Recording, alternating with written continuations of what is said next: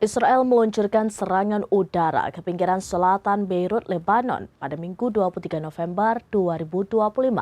Dalam serangan tersebut, Israel membunuh komando tertinggi Hizbullah, Haitham Ali Tabatabai.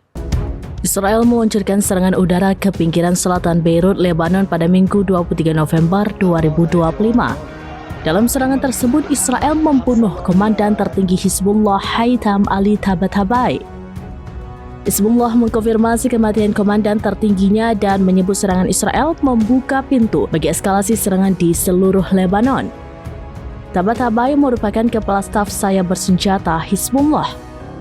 Dia termasuk di antara 5 orang yang tewas dalam serangan di blok apartemen di Dahiyeh, Beirut Selatan. Militer Israel mengakui mereka menargetkan Tabatabai.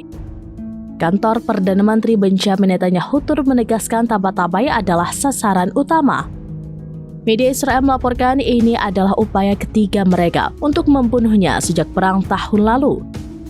Pejabat senior Hizbullah Mahmud Qamati mengatakan serangan tersebut melewati garis merah.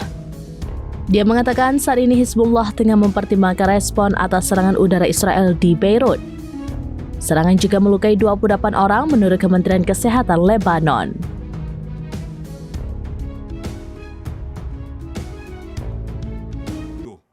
כי רק כך יתאפשר לכל אזרח בלבנון עתיד טוב יותר, ורק כך תוכל להתקיים שכנות טובה, בטוחה, בין ישראל ללבנון.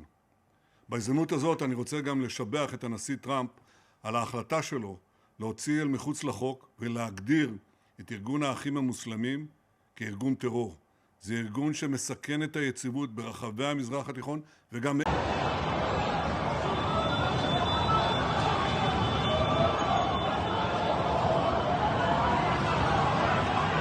Demikian informasi terkini Syedara Alun, saksikan terus beragam informasi lainnya. Coba like dan share seluruh akun serampinews.com.